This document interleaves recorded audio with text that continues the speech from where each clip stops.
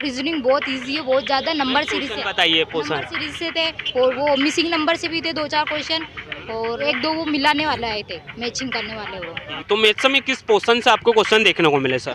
क्षेत्रमिति से एक क्वेश्चन आया था जो गोले की त्रिज्या वाला।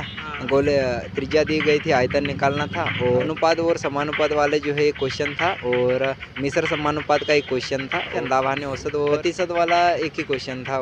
आयु वाले क्वेश्चन तो नहीं थे, आयु सरलीकरण के क्वेश्चन थे, 3 क्वेश्चन सिंपल। एसएससी जीडी का एग्जाम था मैम, क्या पेपर? बहुत अच्छा, कितने नंबर मिले? 70 कर गए अटेम्प्ट। बात करें मैम मैथ्स की, मैथ्स में किस पोर्शन से आपको क्वेश्चन देखने को मिले? हाँ, मैं इसमें रेशो से भी थे, परसेंटेज से भी थे और मतलब हर और नॉर्मल चैप्टर थे पर एडवांस नहीं मिला देखने को। एक क्वेश्चन था एडवांस से। एसएससी जीडी का एग्जाम था, थर्ड शिफ्ट, कैसा गया पेपर? पेपर अच्छा था, नॉर्मल पेपर था। टाइम का इशू देखने को मिला कि टाइम इनफ था सर? हाँ, सबसे ज़्यादा टाइम कवर करना जरूरी है, नहीं तो फिर क्वेश्चन छूट जाते हैं। सर रीजनिंग की, तो रीजनिंग में किस पोर्शन से आपको क्वेश्चन देखने को मिले? रीजनिंग में तो सबसे ज़्यादा जो है एक कथन और निष्कर्ष था और न्याय वन से और कोडिंग डिकोडिंग से एक क्वेश्चन था और जो लुप्त पद ज्ञात करना होता है वो 3 या 4 क्वेश्चन वो देखने को मिला। पासे से नहीं पूछा गया, कैलेंडर से भी नहीं आया और घड़ी से भी नहीं आया और एक दर्पण प्रतिबिंब से रिलेटेड था, आकृति को देखना था दर्पण में, हाँ उससे related question. Hindi English?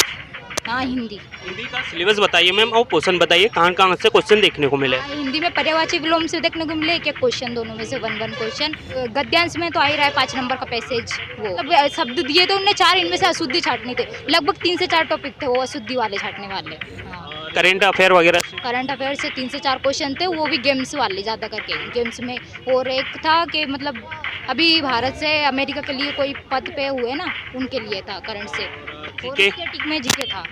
GK GK GK में स्टैटिक था, जैसे नृत्य से पूछा था एक क्वेश्चन कि ये कौन से उससे है और एक घराने से पूछा था कौन से घराने से, ये वाले। हिंदी में तो जो है विलम्ब शब्द 2 क्वेश्चन थे और पर्यायवाची शब्द के 2 क्वेश्चन थे और बाकी जो गद्यांश था वो नॉर्मल क्वेश्चन था, बहुत नॉर्मल क्वेश्चन दिया था और बाकी तो जो है शुद्ध और अशुद्ध जो त्रुटिपूर्ण वाक्य होते हैं उसको चुनना होता है, बाकी नॉर्मल था question. Current affair GK GS? GK GS में इतना नहीं है।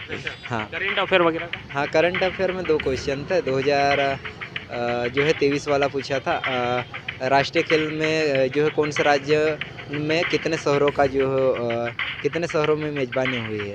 जैसे मान के चलो कि मध्य प्रदेश में हुआ है तो कितने शहरों में मेज़बानी हुई है, ऐसा पूछा था।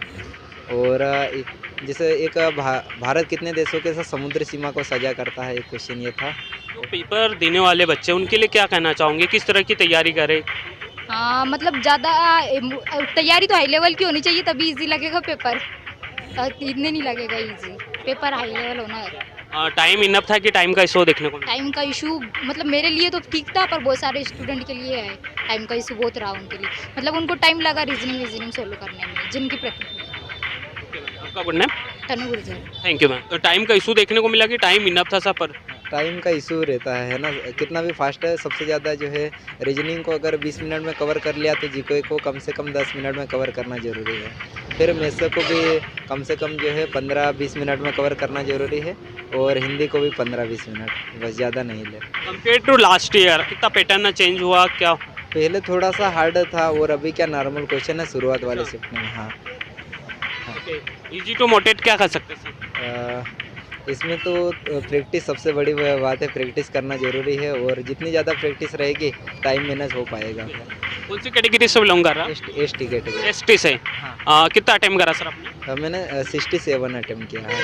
कहाँ तक जाएगा सर एसटी का कट ऑफ अगर देखा जाए तो? एसटी का लास्ट जो है नंबरों की बात करें तो जो है प्रथम लिस्ट रहेगी जो फिजिकल के लिए होती है 92 के लगभग रहेगी और उसके बाद जो है 10 या 15 नंबर ऊपर होना फाइनल मेरिट के लगने के लिए, क्योंकि मेरा 3 अटेम्प्ट हो चुका है और हर बार मेडिकल में बार होता हूँ। ये सर हो जाएगा। हाँ हाँ बिल्कुल, थैंक यू। सर आपका good name? Chunnilal Rawat. Thank you sir.